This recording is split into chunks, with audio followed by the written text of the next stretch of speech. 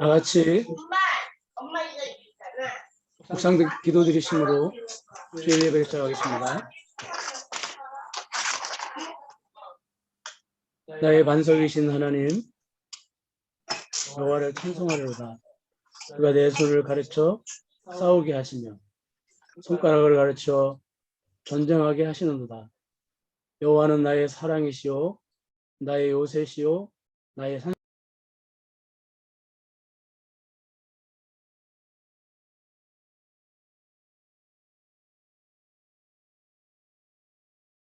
복종하게 하셨나이다. 여호와여, 사람이 무엇이기에 주께서 그를 알아주시며 인생이 무엇이기에 그를 생각하시나이까. 아멘. 하나님 감사합니다.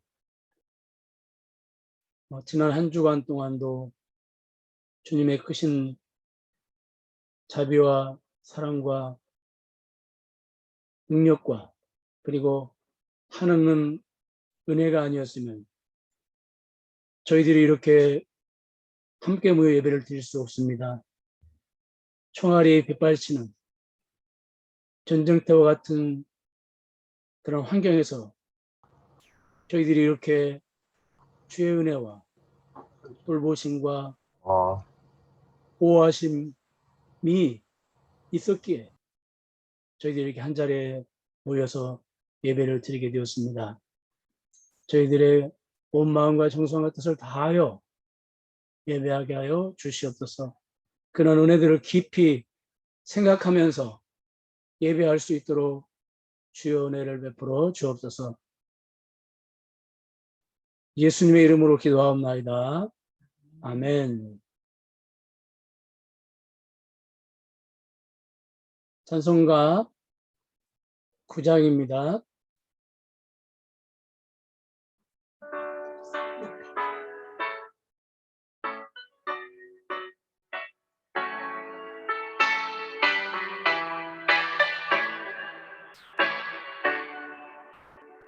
하늘에 가득 찬 영광의 하나님, 온 땅에 충만한 존귀하신 하나님, 생명과 빛으로 지혜와 권능으로 언제나 우리를 지키시는 하나님, 성부와 성자와 성령 삼위의 하나님, 우리 예배를 받아주시옵소서.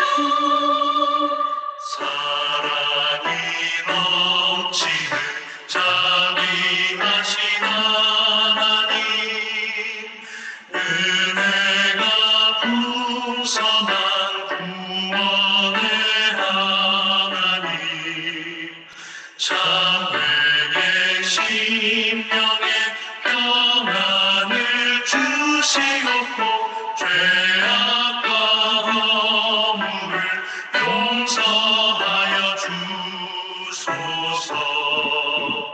찬송과 영광과 생명 구원의 하나님, 우리 예배를 받아주시옵소서.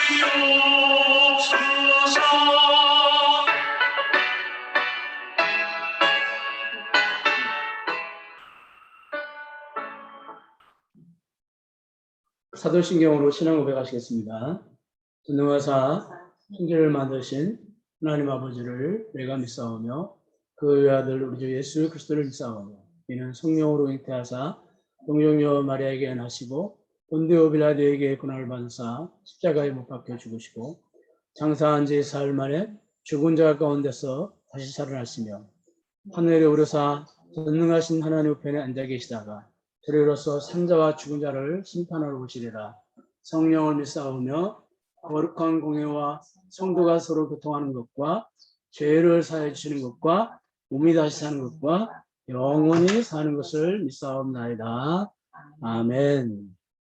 교동문 18번입니다.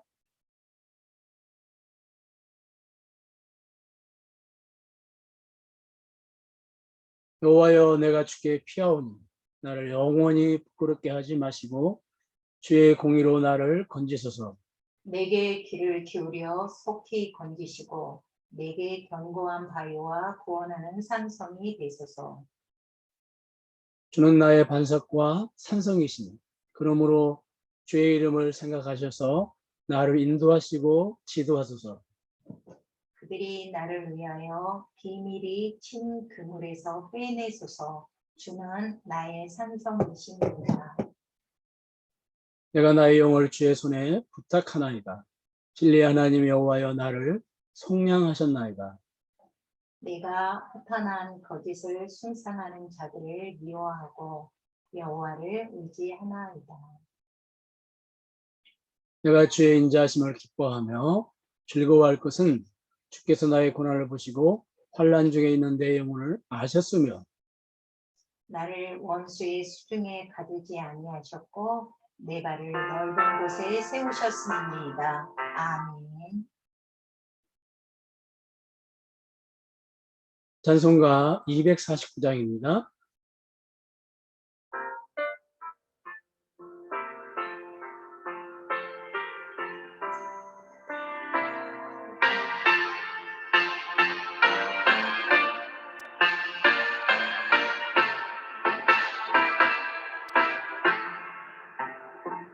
주 사랑하는 자 다 찬송할 때에 그 보좌 앞에 둘러서 그 보좌 앞에 둘러서 그 영광 돌리세 그 영광 돌리세 저 맑고도 묘한 시온성 향하여 가세 내 주의 찬란한 손이 찬송하며 올라가세 주 믿지 않는 자 다 찬송 못하나 하나님 자녀된 자들 하나님 자녀된 자들 그 기쁨 전하세 그 기쁨 전하세 저 맑고도 묘한 시온성 향하여 가세 내 주의 찬란한 손이 찬송하며 올라가세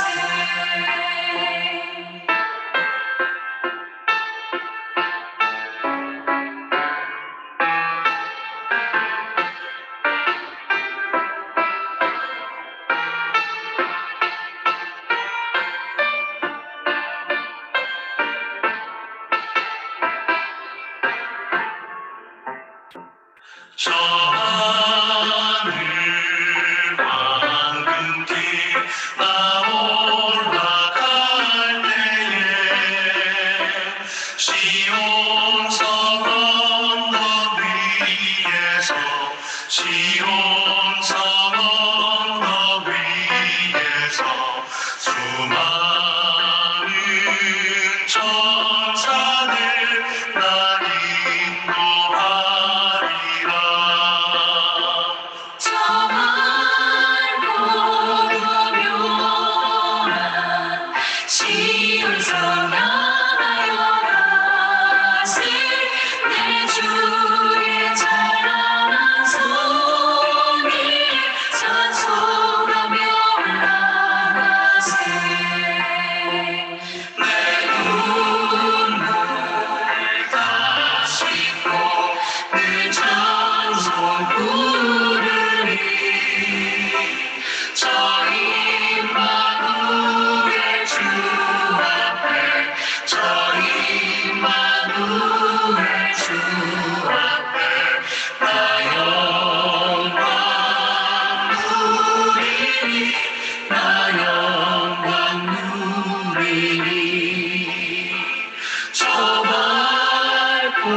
거두며 시온성 나라여 가세 내 주의 찬란한 성에 찬송하며 올라가세.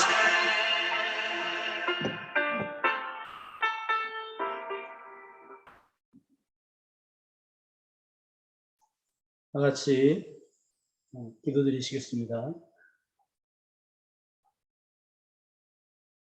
하나님 아버지, 감사합니다. 땅들이, 바다와 많은 섬들이 주님께 찬양을 드리며 이 산과 저 산이 마주쳐 올려 서로 화답하며 온 땅의 만물이 주를 경배합니다. 하물며 아들의 형상을 주사 죽음에서 건지신 자녀된 저희들은 더욱 주를 노래하며 더욱 주를 찬양합니다. 오늘 우리가 드리는 예배를 복되게 하시고 가장 큰 감사와 영광을 아버지께 온전히 돌려드리게 하여 주시옵소서. 우리의 메마르고 답답하고 컬컬한 심령을 성령의 불로 뜨겁게 하여 주시어서 우리 예배가 차지도 아니하고 미지근하지도 아니한 뜨거운 예배가 되게 하여 주시옵소서. 사랑의 하나님, 우리는 주의 진리가 눈앞에 있는데도 허망한 인생을 쫓아가는 연약함이 있습니다. 주의 말씀이 이토록 충만함에도 주의 말씀을 붙잡지 아니하고 내 생각과 그리고 내 계획과 내 열심을 가지고 이 땅을 살았습니다. 주님, 저희들을 용서해 주시옵소서. 주의 말씀을 저희들이 온전히 붙잡고 날마다 주의 말씀이 과연 그러한가 하며 늘 상고하며 그 말씀 속에서 주님의 사랑의 깊이를 그리고 넓이를 그리고 높이를 깨닫고 그 사랑 때문에 억지로 사라지는 인생이 아니라 늘 감사와 찬양과 경배로 날마다 살게 해 주시고 날마다 우리의 삶이 자식 같은 그러한 삶이 될 수 있도록 주님 인도하여 주시옵소서. 빛이 되고 소금이 되라고 말씀하신 주여, 저희들이 이 어두운 세상에서 빛이 되고 소금이 되게 하여 주시옵시고 복음을 부끄러워하지 아니하고 담대히 복음을 증거하는, 그래서 그리스도가 나의 삶을 통하여 날마다 존귀케 되는 그런 놀라운 역사가 일어날 수 있도록 하나님 도와주시옵소서. 교회를 이 땅에 세우신 하나님 참으로 감사를 드립니다. 우리의 연약함과 불성실함과 부족함으로 세상 사람들에게 손가락질을 당하고 비판을 당함에도 불구하고 우리 교회를 향하여 오래 참으시며 교회를 교회되게 하시는 하나님, 이제 우리 모든 교회가 일어나서 부족한 가운데서도 다시 주의 뜻을 쫓아서 교회의 사명 최선을 다하여 감당할 수 있도록 주여 도와주시옵소서. 이 시간 하나님의 어미하신 말씀을 들고 서 있는 저를 붙잡아 주시옵시고 듣는 우리 모두가 배우고 확신한 일에 거하며 주의 제자로 굳게 확정되는 은혜를 누리게 하여 주시옵소서. 날씨가 점점 무더워집니다.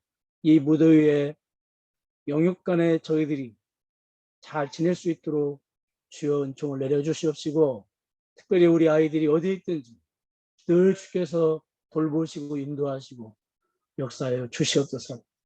예수님의 이름으로 기도하옵나이다. 아멘. 하나님 말씀은 빌립보서 1장 20절에서부터 25절까지입니다. 우리 한 절씩 교독하겠습니다. 나의 간절한 기대와 소망을 따라 아무 일이든지 부끄러워하지 아니하며 지금도 전과 같이 온전히 담대하여 살든지 죽든지 내 몸에서 그리스도가 귀하게 되게 하려 하나님. 이는 내게 사는 것이 그리스도니 죽는 것도 유익함이라. 그러나 만일 육신으로 사는 이것이 내일의 열매일 텐데 무엇을 택해야 할런지 나는 알지 못하노라. 내가 그 둘 사이에 끼었으니 차라리 세상을 떠나서 그리스도와 함께 있는 것이 훨씬 더 좋은 일이라. 그렇게 하고 싶으나 내가 육신으로 있는 것이 너희를 위하여 더 유익하리라. 내가 내가 육신으로 육신으로 있는 것이 너희를 위하여 더 유익하리라. 아멘. 사람은 누구나 기대와 소원이 있습니다. 물질이나 명예나 권력을 얻는 것을 기대와 소원으로 둘 수도 있고요. 그런데 그 기대와 소원 중에는 간절한 기대와 소원이 있습니다. 건강하게 사는 것은 기대와 소원이 된다면 불치병에 걸린 사람이 병을 고치는 것은 간절한 기대와 소원이 되겠죠. 저는 사람마다 기대와 소원이 있고 간절한 기대와 소원이 있습니다. 우리의 기대와 소원, 그리고 우리의 간절한 기대와 소원은 무엇일까요? 오늘 본문에서 바울은 간절한 기대와 소원이 있다고 일부 교인들에게 편지를 보내고 있습니다. 바울의 간절한 기대와 소원이 무엇일까요? 바울의 간절한 기대와 소원이 무엇인지 우리가 함께 살펴보고 그동안 우리의 간절한 기대와 소원이 무엇이었는지 돌이켜보는 시간이 됨과 동시에 미래에는 우리가 어떤 간절한 기대와 소원을 가지고 살아야 하는지 깊이 한번 고민하는 그러한 시간이 되었으면 좋겠습니다. 저도 저의 과거, 현재를 되돌아보면서 제 일생에서 간절한 기대와 소원이 무엇이었는지 저도 제 자신을 한번 돌아보았는데 이 말씀 앞에 참 너무 부끄러워서 얼굴을 들 수가 없었습니다. 20절 말씀을 보면은 바울은 아무 일이든지 나의 간절한 기대와 소망을 따라서 아무 일이든지 부끄러워하지 않는다고 바울은 고백하고 있습니다. 어떤 상황, 어떤 환경, 자신의 인생 전체를 통틀어서 부끄러워하지 않는다는 것입니다. 바울이 부끄러워하지 않는다는 말을 왜 강조할까요? 그것은 사람들이 바울을 부끄럽고 창피하게 여겼다는 말입니다.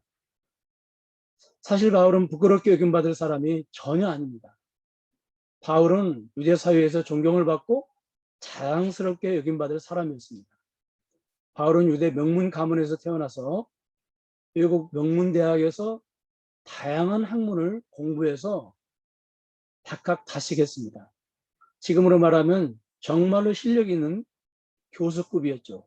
그래서 사도행전 26장에 보니까 바울의 변론을 듣던 아그리빠 왕이 바울에게 바울아, 내 많은 학문이 너를 미치게 했구나 이런 말을 합니다. 그거 얼마나 박학다식한지 유대 왕이 다 인정할 정도였습니다. 뿐만 아니라 당시 최고의 율법 선생 가말리엘로부터 율법을 공부했습니다. 율법을 공부했을 뿐만 아니라 그 율법을 다 지켜서 행했다고 바울은 고백을 합니다. 지금도 인도 이 카스트 제도에서는 학자, 교수 계급이 최고로 존경받는 계급이듯이 당시 유대 문화권에서는 율법에 정통한 납비 계급이 최고로 존경받는 그룹이었습니다. 그러니까 유학파에다가 대학 교수에다가 그리고 그 사이에 납비입니다. 그러니까 이처럼 바울은 유대 사회에서 존경받는 사람이고 그리고 자랑스럽게 여김받는 사람이었습니다. 그런 그가 사람들에게 부끄럽게 여김받는 사람이 되었습니다. 일단은 옥에 갇힌 죄수의 신분이고요. 그 다음에 사도행전 24장 우리가 한번 그 5절을 한번 보겠습니다.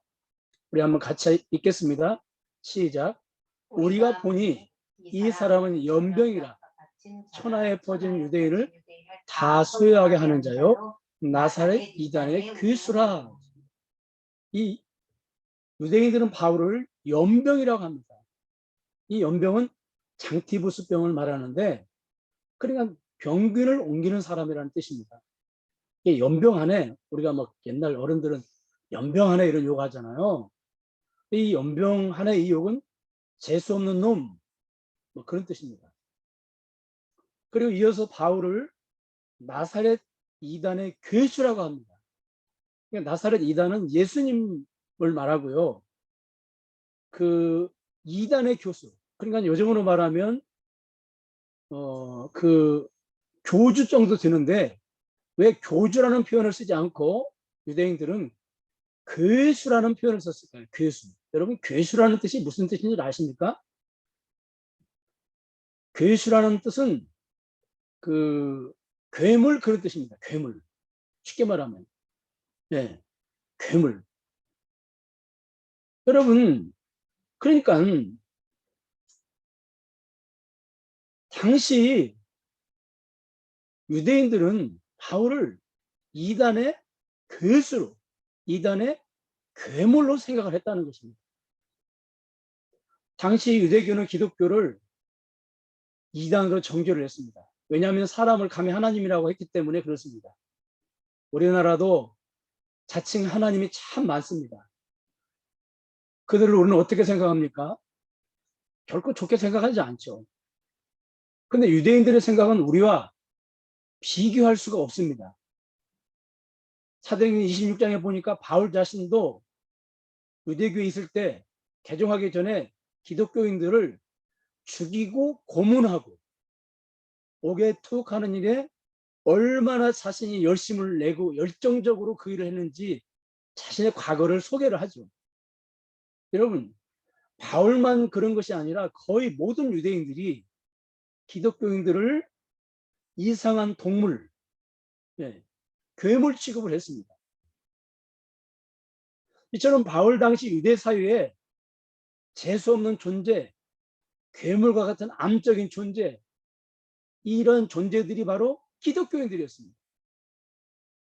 근데 바울은 그러한 존재들의 우두머리, 괴수라는 것입니다. 그러므로 유대인들은 그러니까 유대인들은 기독교인들을 부끄럽고 수치스러운 존재로 여긴 것입니다. 그래서 기독교인들은 공동체 무리에서 버림을 받았고 심지어 집안에서도 버림을 받았습니다.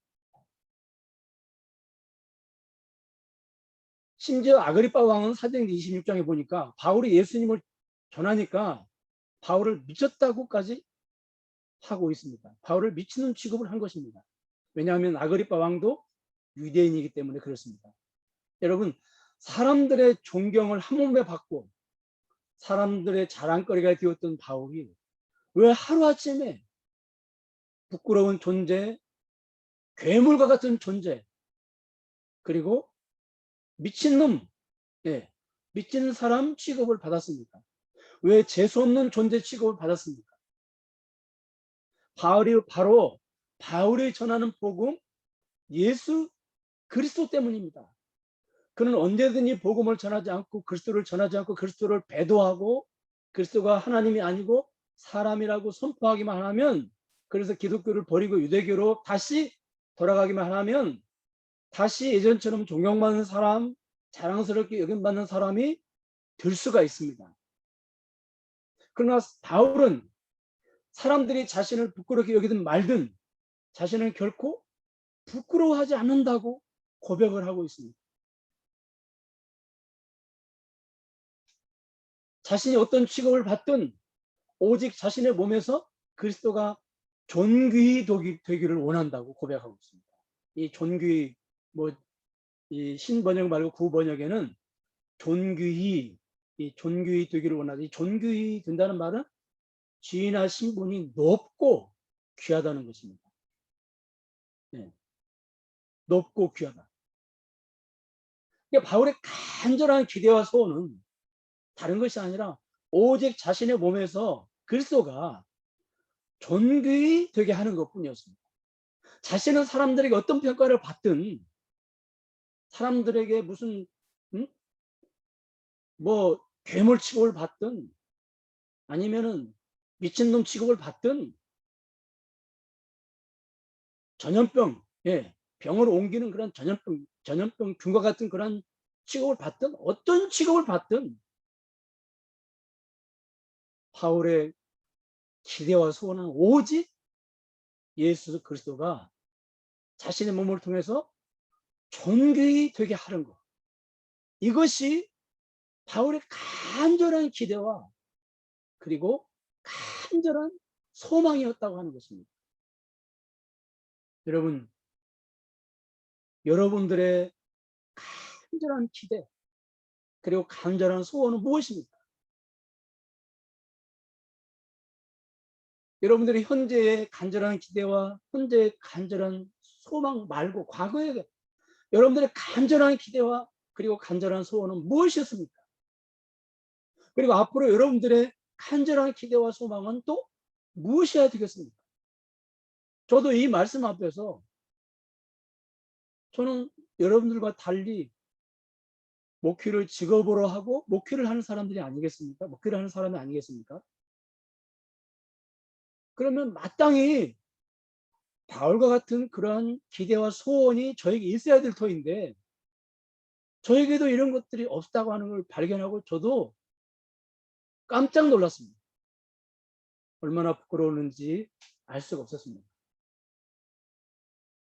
여러분, 그렇다면 바울 자신의 몸에서 그리스도가 존귀히 되게 한다는 말이 무엇입니까?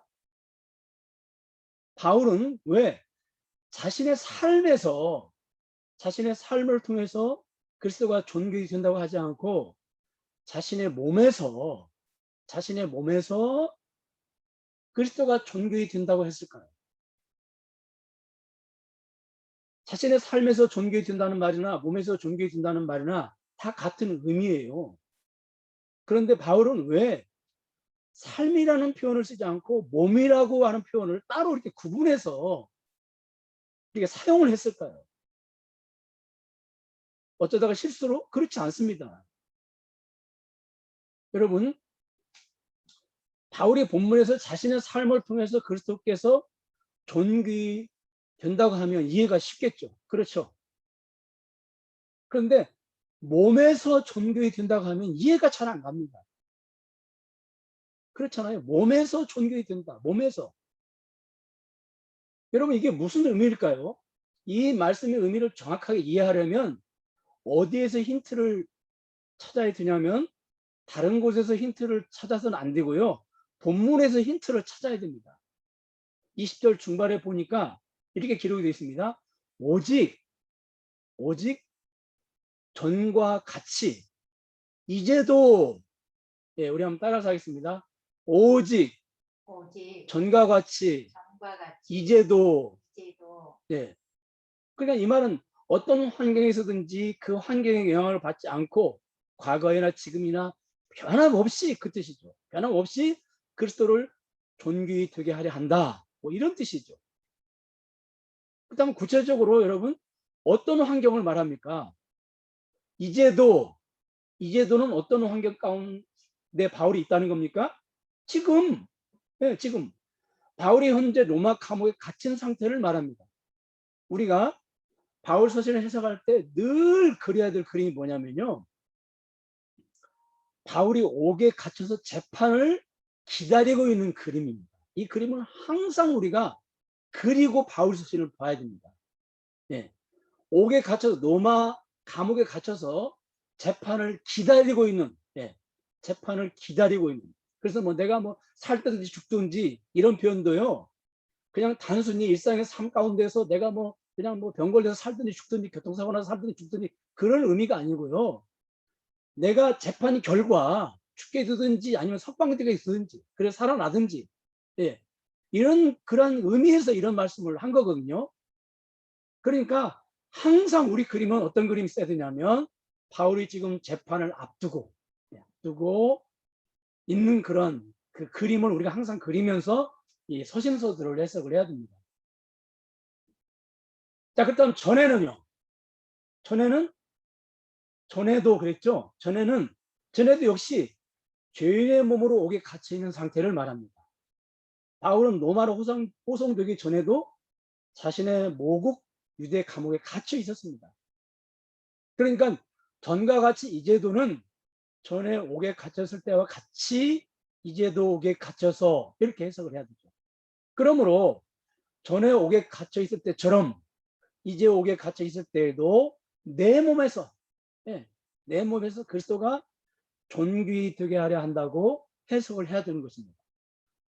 그래서 여러분, 바울은 삶으로 그리스도를 존귀히 한다는 말을 사용하고 있지 않습니다. 왜냐하면 옥에 갇혀 있는 사람에게서의 삶은 없는 것이나 마찬가지입니다. 뭐 옥에 갇혀 있는 사람의 삶이 왜 없겠습니까? 있죠. 그런데 옥에 갇혀 있는 사람은 그 삶을 보여줄 사회가 제한적입니다. 여러분 꼭 기억하십시오.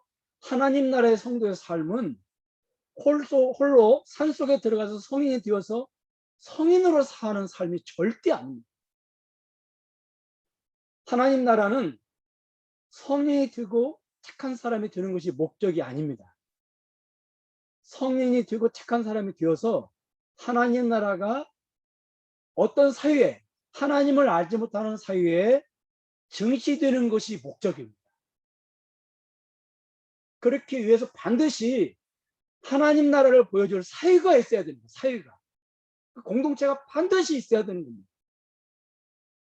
그래서 예수님은 너희는 세상의 소금이라고 하셨지 그냥 소금이라고 말씀하시지 않았습니다.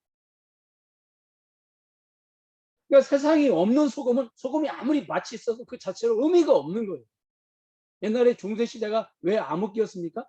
이 사람들이 산에 올라가서 홀로 착하게 살았고 홀로 성인처럼 살았던 거예요.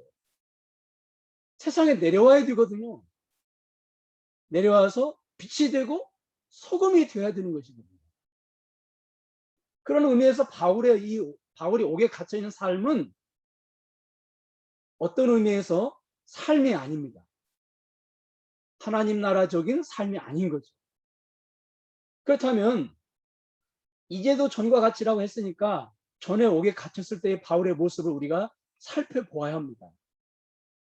그 모습이 사도행전 26장에 기록이 되어 있는데요. 바울이 로마로 호송되기 전에 유대왕 아그리파 앞에서 자신을 변론합니다. 그런데 바울은 자신이 억울하게 옥에 갇혔는데 자신의 억울함에 대해서는 전혀 관심이 없어요. 오직 그가 입을 열어서 지금 변론을 하고 있는데 이 변론이라고 하는 것이 다른 것이 아니라 8절을 보니까 부활하신 예수를 전합니다. 그 다음에 23절을 보세요. 23절에 보니까 그리스도의 십자가 사건과 부활 사건을 전합니다. 바울은 죄인의 몸이 되어서도 서슬이 퍼는 권력자들 앞에서도 오직 십자가에 달린 그리스도, 부활하신 그리스도만을 입을 열어서 전파합니다. 여러분, 이게 바로 바울이 몸으로 그리스도를 존귀하게 하는 것입니다. 몸으로. 그러니까 물론 바울은 삶도 모범적이죠. 삶을 통해서도 얼마든지 그리스도를 존귀하게 할 수 있죠. 그런데 바울이 갇혀있는 옥은 공동체는 아니죠. 보여줄 사이가 없는 것이죠. 내가 삶으로 그리스도를 존귀하게 한다? 이렇게 하지 않고 몸으로, 몸 중에 대표적인 게 입이죠. 예. 이 입을 열어서 십자가에 달리신 예수 그리스도를 전하는 것, 전파하는 것. 이것이 그리스도를 존귀하게 하는 것이라는 겁니다. 그게 그거 아니냐 그럴 수 있지만 이게 여러분 엄청난 차이가 있습니다. 자, 여러분 보세요. 그러면 부활하신 예수를, 십자가에 달리신 예수 그리스도를 전하는 것이 어떻게 그리스도를 존귀히 여김받게 하는 것입니까? 어떻게 그리스도를 높이고 귀한 존재로 여기게 하는 것이냐고. 그것이 빌립보서 2장 우리가 6절에서 9절까지 한번 읽겠습니다. 빌립보서 2장 6절에서 9절 같이 읽겠습니다. 시작.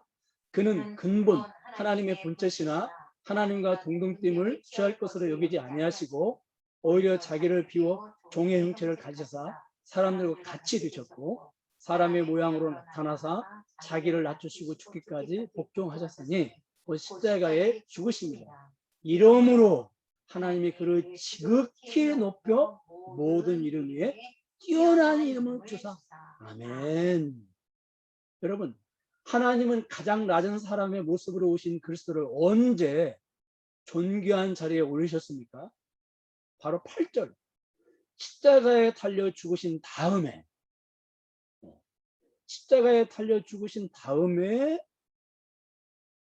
하나님 예수님께서 자기를 낮추시고 죽기까지 복종하셨고 그리고 십자가에 죽으신 다음에 그 다음에 9절에 보니까 이러므로 하나님께서 예수님을 존귀한 자가 되게 하셨다.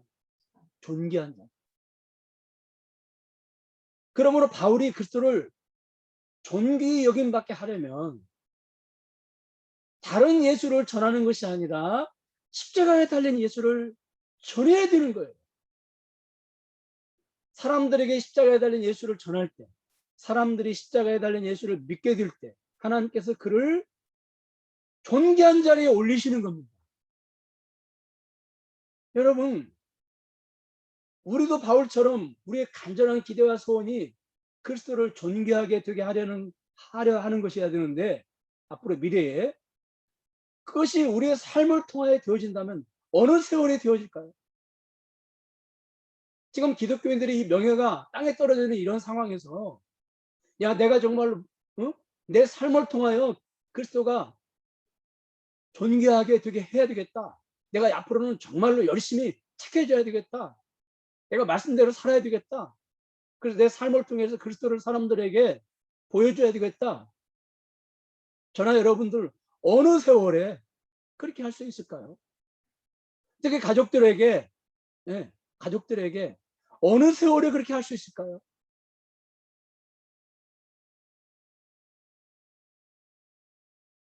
여러분, 지금 코로나로 인해서 그리스도인들의 명예가 땅에 떨어졌습니다. 그렇다면 이 명예가 언제 회복이 될까요? 우리가 그때까지 기다려야 될까요? 아닙니다. 바울처럼 입을 열어서 나를 전하는 게 아니잖아요. 여러분, 나를 본받으세요. 이걸 전하는 게 아니잖아요. 입을 열어서 십자가의 주, 부활의 주를 전해야 한다는 것입니다. 그때 우리가 바울처럼 미치는 소리를 들을 수도 있을 것입니다. 그러나 여러분, 우리가 그런 거 상관없이 우리가 어떤 소리를 듣든 우리의 명예가 땅에 떨어졌든 말든 입을 열어서 십자가에 달린 예수 그리스도를 전해야만 그리스도가 나의 삶을 통하여 존귀케 되는 겁니다. 그러니까 이것을 지금이라도 할 수 있는 거잖아요. 여러분, 사실이요, 우리가 진짜 복음을 전하면 미친놈 소리 듣는 것이 너무 당연합니다. 그렇잖아요. 네, 우리가 진짜 복음을 전하면 너무도 당연하게, 왜냐하면 이 복음이라고 하는 것이 안 믿는 사람들에게는 미친 소리를 들을 수밖에 없는 거예요. 어떻게 사람이 죽었다가 사흘 만에 살아나고, 어떻게 사람이 하나님이고, 이게 여러분, 처녀가 어떻게 그 임신을 하고, 여러분 이게 지금 다 미친 소리잖아요. 안 믿는 사람들이 들을 때는. 여러분, 진짜 복음을 들은 사람들이 예수님을 돌로 친 것처럼 우리가 진짜 복음을 전하면 돌에 맞을 수도 있다니까요. 스데반이 진짜 복음을 전하다가 결국 돌에 맞아 순교했잖아요. 그런데 우리는 사람들에게 복음을 전하면서 미치는 소리를 들으려고 하는 대신에 복음을 전하면 사람들에게 인정을 받으려고 해요. 인기 있는 사람이 되려고 합니다. 그러다 보니까 복음에 자꾸 다른 것을 섞어서 사람들의 감성을 자극하고 사람들을 공감하게 하고 사람들의 감동을 주려고 합니다. 그럴 때 어떤 이론과 논리와 화려한 말로 사람들을 자꾸 설득을 시키려고 해요. 그럼 이게 말이 됩니까? 그냥 정말 어떤 면에서 그냥 단순 무식하게 십자가와 부활만 전하면 되는데 자꾸 설득을 시키려고 해요. 우리는 사람들에게 감동을 주려고 해요. 사람들의 눈에서 눈물을 그냥 쏙 빼려고 해요. 그럼 방송에 나가서 설교하는 유명 목사, 여러분들이 뭐 제가 누구라고 말을 못 하겠습니다만 뭐 다 아실 거예요. 그 유명 목사의 설교 주제를 보니까요, 참 공감도 가고 감동이 되고 감성이 자극이 되더라고요. 그래서 많은 사람들이 막 열광을 하고 울고 웃고 막 그러더라고요. 몇 가지 주제만 제가 한번 인용을 해볼까요? 인생이 돼지입니까? 인생을 멋지게 살자. 울고 왔다 울고 가는 인생. 이게 주제예요, 여러분. 성숙된 사람은 뒷맛이 좋아야 합니다. 우리 한번 따라서 해볼까요? 성숙된 사람은 왜 안 따라서 하세요? 성숙된 사람은 뒷맛이 좋아야 됩니다. 여러분, 뒷맛 좋습니까? 그 다음에 뭐 수도 없어요. 그냥 악착같이 살아버려요. 네, 그냥 악착같이 살아버려요. 여러분, 이것은 복음이 아니에요. 더 큰 문제가 뭔지 아세요?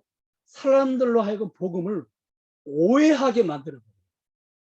네, 이런 유명한 목사님들이 방송이나 유튜브를 통해서 이렇게 자꾸 왜곡되게 복음을 전하면요, 사람들이 복음을 오해를 해요.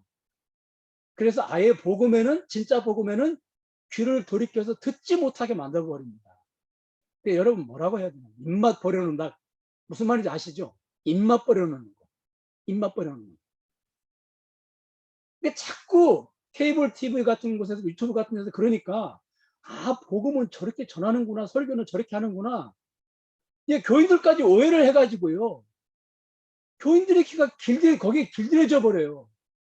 그래가지고 어떤 담임 목사가 성서적인 어떤 건전한 설교를 이렇게 하려고 하면 귀를 자꾸 듣질 않아요. 네. 그러니까 본교의 예배 시간은 졸고 있다가 예배 끝나고 그런 유튜브 틀어놓고 그냥 너무너무 즐거워하고 재미있어 하는 거예요. 뭐 우리 교인들은 설마 그런 분들이 없겠죠. 저는 믿습니다. 여러분 참 통탄하고 개탄할 일이 아닐 수가 없습니다. 바울이 이 시대에 우리의 이런 모습을 보면 여러분 바울이 뭐라고 할까요? 바울이 편지를 만약에 우리 교회에 이 시대에 우리 교회에 편지를 보낸다면 어떤 내용을 보낼까요? 여러분 솔직히 제가 전하는 말씀이 뭐 좀 공감이 안 되고 감동도 안 되고 특히 현실감각도 많이 떨어지고 지루하고 딱딱하고 재미도 없고 뭐 그거 제가 모르겠습니까? 저 너무도 잘합니다. 뭐 제가 또 그렇게 할 능력이 없는 목사도 아니에요. 하려고 하면 얼마든지 웃겼다 올렸다 여러분들 들었다 놨다 할 수 있습니다. 그런데 저는 구원받은 목사로서 하나님 앞에서 양심상 그렇게는 못하겠어요. 네. 정말로 제가 그냥 구원받은 목사로서 양심상 우리 교인들이 많든 적든 뭐 그거 상관없이 양심상 저는 그렇게는 못하겠어요. 제가 그 목사님들보다 훨씬 무명하죠. 제가 섬기는 교회가 그 목사님들의 교회에 비교할 수 없을 정도로 사이즈가 작죠. 제 생활이 그 목사님들의 생활과는 비교할 수 없을 만큼 궁핍하죠. 그러나 저는 그런 목사들이 안 되게 해주신 하나님께 너무도 감사합니다. 왜냐하면 제가 그분들을 보면은 제일 의심이 되는 것이 무엇이냐면 과연 저분들이 구원받았을까? 이런 의심이 강하게 드는 거예요. 근데 저는 구원받은 목사가 분명합니다. 그리고 부족하지만 할 수만 있으면 복음을 전하려고 애를 씁니다. 근데 이런 은혜를 주신 하나님께 너무 감사해요. 저는 솔직히. 저도 하나님이 은혜를 안 주셨으면 저도 그런 사람이 될 수 있었을 텐데. 그래서 하나님의 은혜를 저에게 아주 작게 주셔서 그래도 복음을 전하려고 그래서 말씀을 중심으로 설교를 하려고 애를 쓰는 거 이거 너무도 감사합니다. 첫째가 구원받은 목사 되게 해주신 거 감사하고 두 번째 그래도 애를 쓰는 그 목사가 되게 해주신 거 너무 감사합니다. 여러분 한번 생각해 보세요. 바울이 당시 아그리빠에게 미치는 소리를 들으면서 전한 복음을 듣고 예수 믿는 사람들이 없었을까요? 네. 베스도라 저기 그 로마의 총독 유대의 총독 베스도나 아그리빠 왕은 바울을 미친놈 취급했어요. 그런데 이 바울이 전한 미친 소리를 듣고 복음을 듣고 거기에 수많은 청중들이 있었는데 이 미친놈 소리를 듣고 예수 믿는 사람들이 없었을까요? 여러분 이게 중요한 거예요.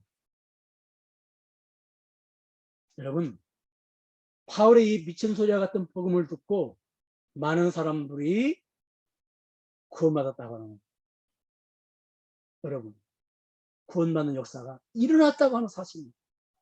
사도행전 18장 우리가 9절과 10절 같이 한번 읽겠습니다. 시작. 두려워하지 말며 잠잠하지 말고 말하라. 사도행전 18장 네, 같이 읽겠습니다. 시작. 밤에 주께서 환상 가운데 바울에게 말씀하시되 두려워하지 말며 침묵하지 말고 말하라. 내가 너와 함께 있으니 어떤 사람도 너를 대적하여 해롭게 할 자가 없을 것이니 이 성중에 내 백성이 많음이라 하시더라. 아멘. 네. 미치는 소리를 한 사람들은 소수에 불과하지만 많은 사람들이 이 성중에 내 백성이 많음이라. 아멘. 여러분 그런 의미에서 우리의 간절한 기대와 소원이 무엇이어야 되겠습니까? 예수 잘 믿는 거요. 기도 많이 하는 거요. 그래서 정말로 모범적인 신자가 돼서 사람들에게 나를 보세요. 나 믿고 예수 믿으세요. 이렇게 하는 거? 아닙니다. 언제 그렇게 될까요, 우리가? 언제 가족에게 그렇게 될 수 있을까요? 아닙니다. 지금 내가 부족하지만 내 입을 열어서 십자가에 달린 예수, 부활하신 예수를 전할 때 거기에 구원의 역사가 일어나는 것이고 그 결과 그리스도께서 존귀의 여김을 받게 되는 것입니다. 아멘. 여러분 우리가 변화되는 것은요 이 성경 말씀 문자로 된 말씀이 우리를 변화시키는 게 아니에요. 제가 이게 전하는 이 말이 여러분들을 변화시키는 게 아니에요. 우리를 변화시키는 것은요 성령의 역사입니다. 근데 성령의 역사가 여러분 성령의 역사가 언제 나타나냐고요. 언제? 바로 복음이 증거될 때 성령의 역사가 나타나는 거예요. 우리 교인들이 명예가 땅에 떨어진 건 다른 거 아닙니다, 여러분. 복음을 듣지 못했기 때문에 복음을. 그래서 우리 한국교회도요. 로마교회처럼 바울이 로마교회에 다시 복음을 전했던 것처럼 다시 우리가 복음을 전해야 되고 다시 우리가 복음을 드려야 돼요. 청년들이 왜 교회를 떠납니까? 다른 거 아니거든요. 복음이 없어서 그런 거거든요. 여러분 우리가 입을 열어서 복음을 증거하는 거 십자가에 달리신 예수 부활하신 예수를 증거하는 거 이게 바로 그리스도를 우리가 높이는 거예요. 존귀히 여기게 하는 거예요. 그 복음이 증거될 때 그 십자가의 공간 오늘날도 예수 이름을 하나님께서 높이는 역사가 우리 가정에서 일어나고 우리 사회에서 일어나고 직장에서 일어나고 우리나라에서 일어나는 겁니다. 그러니까 이걸 알아야 돼요, 여러분.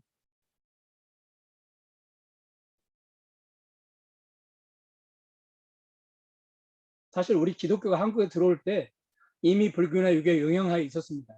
그러다 보니까 기독교가 자연스럽게 그 종교의 영향을 받았는데 영향받은 것이 한두 가지가 아니죠. 그 중에 한 가지가 우리가 어떤 죄를 바라보는 시각이 성서적으로 그 죄를 바라보거나 하나님의 눈으로 그 죄를 바라보는 것이 아니라 유교적이고 불교적인 시각으로 본다는 겁니다. 자꾸. 특히 죄의 경중을 판단하는 것도 하나님의 시각으로 보고 판단하는 것이 아니라 유교적이고 불교적으로 죄의 경중을 판단합니다. 예를 들어서 기도하지 않는 죄가 얼마나 큰지 우리는 잘 모르죠. 기도하지 않는 죄가 도둑질하고 강도짓을 하는 죄보다 더 크다는 것을 안다면 기도하지 않을까요? 이게 바로 유교적으로 불교적으로 이 기도하지 않는 죄를 바라보는 거예요. 여러분, 복음을 전하지 않는 죄가 얼마나 큰지, 여러분들이 복음을 부끄러워하는 죄가 얼마나 큰지 여러분들이 그게 크게 여러분들이 이렇게 느끼십니까? 거짓말하는 죄, 남의 것을 훔치는 죄보다 내가 복음 전하지 않는 죄가 그것이 더 크고 그것이 하나님이 얼마나 그 죄를 크게 여기시는지 여러분들이 잘 모르시잖아요. 그래서 오늘 기도할 때 늘 거짓말하지 않게 해달라고, 착한 사람 되게 해달라고 기도하지 복음을 부끄러워하지 않은 죄를 짓지 않게 해달라고 그런 기도를 잘 안 하잖아요. 여러분, 우리가 하나님께서 그걸 어떻게 보시는지 마태복음 8장 38절을 보겠습니다. 같이 읽겠습니다. 시작. 누구든지 이 음란하고 죄 많은 세대에서 나와 내 말을 부끄러워하면 인자도 아버지의 영광으로 거룩한 천사들과 함께 올 때에 그 사람을 부끄러워하라. 복음을 부끄러워하면 하나님도 그 사람을 부끄러워하겠다는 겁니다. 누가복음 12장 8절과 9절. 또 여기 뭐라고 그랬습니까? 자, 나를 부인하는 자는 하나님의 사자들 앞에서 부인함을 받았다. 그러니까 예수님도 복음을 부끄러워하면 심판대 앞에서 부끄러워하고 심판대 앞에서 우리를 부인하시겠다는 겁니다. 이 말씀의 본래 의미는 복음을 부끄러워하면 구원이 취소된다는 말이 아닙니다. 복음을 부끄러워하는 죄가 구원이 취소될 만큼 큰 죄라는 거예요. 이게 하나님 앞에서, 여러분, 하나님 앞에서 하나님의 자녀들이 하나님께 받는 가장 큰 벌이 뭐냐면 구원받지 못하는 것이죠. 예수님은, 그러니까 예수님을 부인하면 그런 벌을 받게 된다는 것입니다. 그러니까 복음을 부끄러워하면 구원이 취소된다는 말이 아니라 예수님을 부인하는 죄가 구원이 취소될 정도, 다시 말해서 복음을 부끄러워하는 죄가 구원이 취소될 정도의 큰 죄라는 거예요. 그런 경각심을 일으켜 주시고, 그래서 복음을 부끄럽게 여기지 않게 하시려고 하는 겁니다. 마태복음 12장 31절과 32절을 보겠습니다. 거기 보니까 성령을 해방하는 죄는 사심을 얻지 못한다. 여러분, 성령을 해방하는 것은 악의를 가지고 복음 전하는 예수님의 사역을 방해하는 것을 말합니다. 이런 죄는 사심을 얻지 못한다는 겁니다. 사심을 얻지 못한다는 말은 구원받지 못한다는 말입니다. 하나님께서 영혼 구원을 방해하는 자들에게 그 벌로 구원의 은혜를 안 주십니다. 왜냐하면 그 죄가 가장 크기 때문에 그래요. 그래서 가장 큰 벌로 징계하십니다. 여러분, 우리가 예수를 믿는 사람들이 악의를 가지고 복음을 증거하는 사람들의 그 복음 전하는 사역을 방해하고 그래서 성령을 해방하는 죄를 짓는 일은 없습니다. 그러나 우리가 한번 고민해 봐야 될 것, 그게 뭐냐면 복음을 전하는 일을 멈추고 있다면, 내가 복음을 부끄러워해서 복음을 부끄러워하는 그것이 내 안에서 나를 사용하셔서 복음을 전하기를 원하시는 성령님의 사역을 내가 내 스스로 방해하고 있다고 하는 것을 우리가 고민해 봐야 된다는 겁니다. 여러분, 그렇다면 나는 복음을 부끄러워하지 않으니까 성령을 해방하는 죄와 같은 죄를 짓지는 않고 있구나 하시면서 안심을 하실 수 있습니다. 그런데 여러분, 오늘 본문을 보면 오늘 바울은 아무 일에든지 부끄러워하지 않는다고 합니다. 따라하겠습니다. 아무 일에든지 부끄러워하지 아니한다.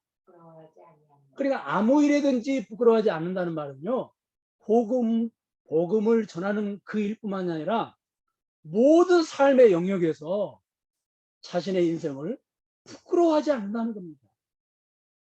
얼마나 외모가 참 뭐 그렇게 외모가 뭐 잘생긴 외모가 아니에요. 바울을 우리가 성경을 보면. 그다음에 거기에 병까지 걸려 있습니다. 그래서 갈라디아 같은 데 보면은 너희들을 시험 들게 하는 것들이 네개 여러 가지가 있는데 너희들이 날 예수님처럼 그렇게 영접했다. 그런 표현을 하거든요. 자, 여러분 보세요. 바울은 복음뿐만 아니라 자신의 삶 전체 영역에서 자신의 외모, 자신의 그냥 전체 삶의 영역에서 부끄러워하지 않는다는 겁니다. 여러분, 우리가 그리스도인으로 살아가면서 혹시 외모를 부끄러워하고, 학력을 부끄러워하고, 직업을 부끄러워하고, 돈 없는 거 부끄러워하고, 권력 없는 거 부끄러워하며 우리가 살고 있지는 않습니까? 그렇다면 여러분 잘 들으세요. 그렇다면 그것은 복음을 부끄러워하는 것입니다. 내가. 네. 성경은요 아주 촘촘한 그물이에요. 그냥 빠져나갈 수 없도록 우리를 이렇게 그냥 다 가둬버립니다. 그 그물 안에. 나는 복음 증거하는 거 부끄러워하지 않았어. 나는 복음을 부끄러워하지 않는 사람이야. 나는 예수님의 십자가 사건, 부활의 사건 부끄러워하지 않았어. 조금 쑥스럽고 좀 성격이 좀 소극적이어서 그렇지 나는 그렇진 않아. 그렇게 여러분 제 설교를 들으면서 안심하실 수 있는데 그게 아니라는 겁니다. 내가 내 삶에서 외모를 부끄러워하면, 돈 없는 거 부끄러워하면, 내 가정 환경을 부끄러워하면 그것이 곧 복음을 부끄러워하는 것입니다. 왜냐하면 따라서 하겠습니다. 복음이 무엇인지 알면 내 자신과 내 자신의 삶을 결코 부끄러워하지 않는다. 네, 그렇습니다. 복음이 뭔지 알면 내 자신과 내 삶을 결코 부끄러워하지 않습니다. 여러분, 하나님이 예수님을 통해서 복음을 통해서 나를 어떤 존재가 되게 하셨습니까? 그걸 알고나 계세요? 그걸 알면 하나님이 복음을 통해서 나를 어떤 존재가 되게 하시고 하나님 복음을 통해서 나에게 어떤 은혜를 주셨는지를 알면 복음뿐만이 아니라 내 삶에서 그 어떤 것도 결코 부끄러워하지 않는다는 겁니다. 제가 그 초등학교를 다닐 때 저희 반에 그 농협 조합장 아들이 있었습니다. 농협 아시죠? 농협 조합장 아들이 있는데 자기 아버지가 조합장이라고 얼마나 목에 힘을 주고 얼마나 다른 아이들을 무시하고 막 그 기억이 지금도 생생합니다. 그 동창의 자존감이 충만했던 모습이 지금도 기억이 납니다. 네. 나중에 자기 아버지 조합장 이제 그 임기가 다 해가지고 출근 안 하고 집에 있으니까 이 아이가 얼굴을 못 들고 얼굴을 그냥 고개를 숙이고 다니는 걸 봤습니다.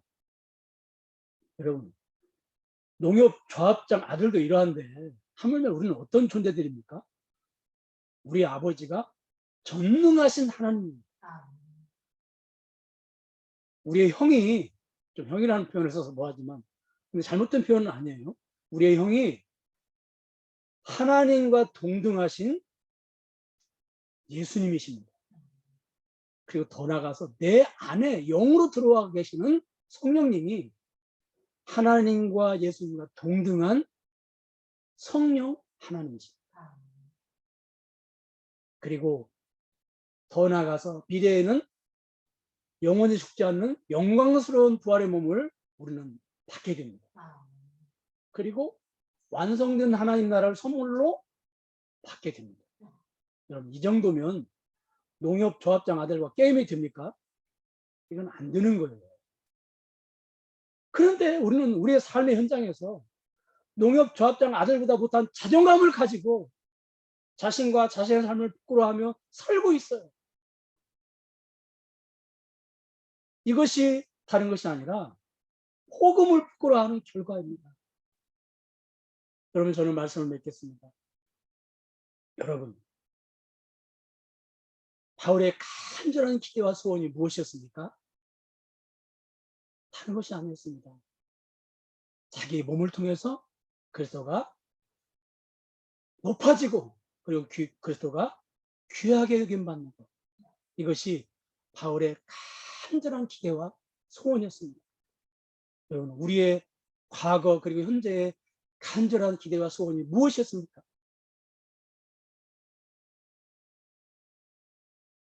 건강하게 사는 거? 경제적으로 풍요로워져서 교회 헌금 많이 하는 거? 좋은 일 많이 하는 거? 아니면 기도 많이 하는 거? 은사 받아서 사역을 능력 있게 하는 거?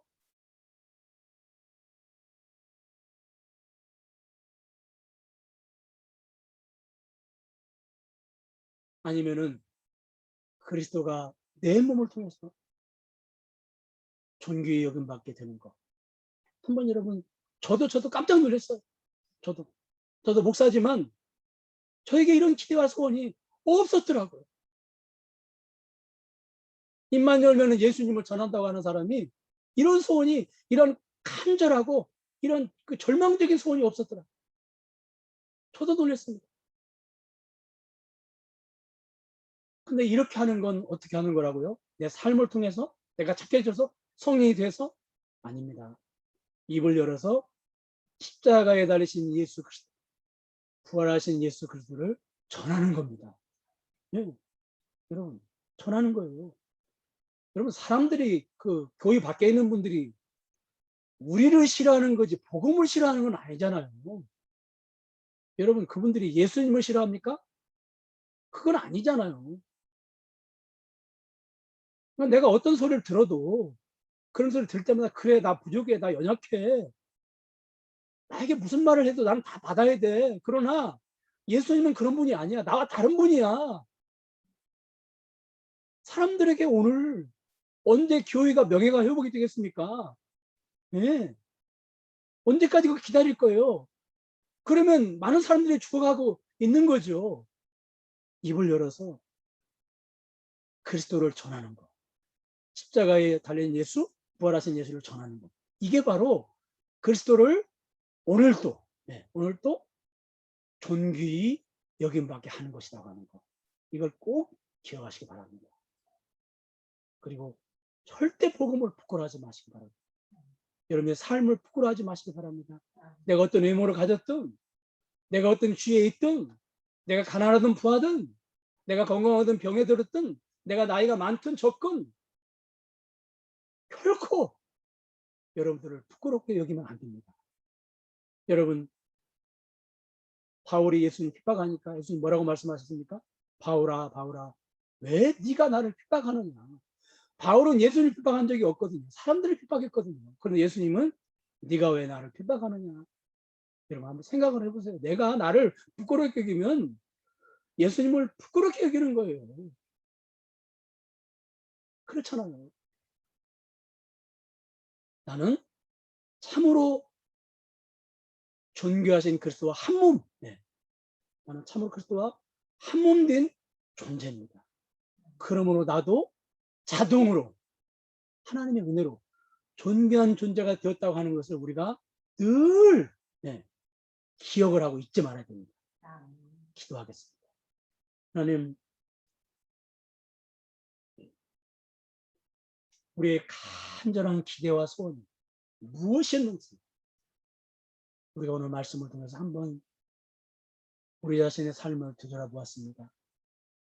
바울처럼 그리스도가 우리의 몸을 통하여 존귀하게 되는 것이 우리의 소원이었는지, 주님, 그렇지 못했음을 우리가 깨닫고 연약한 저희들을 용서해 주십시오. 앞으로는 이제 입을 열어서 때를 얻든지 못 얻든지, 내가 사람들에게 어떤 평가를 받든지, 십자가에 달린 예수, 부활의 예수를 증거함으로 말미암아 그리스도가 나의 몸을 통하여 존귀하게 되는 역사가 일어나게 하여 주시옵소서.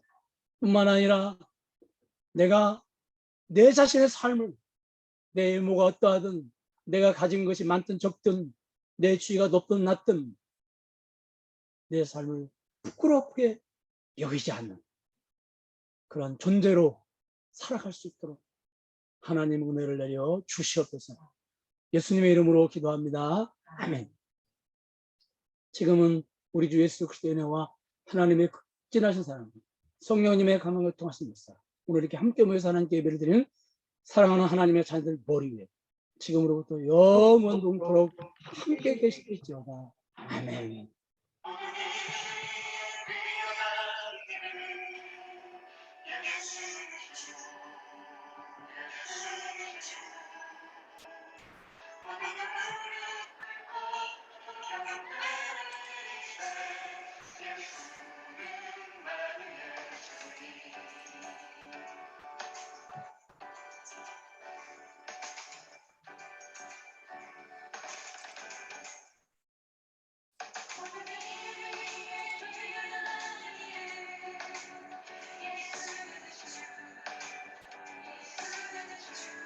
아,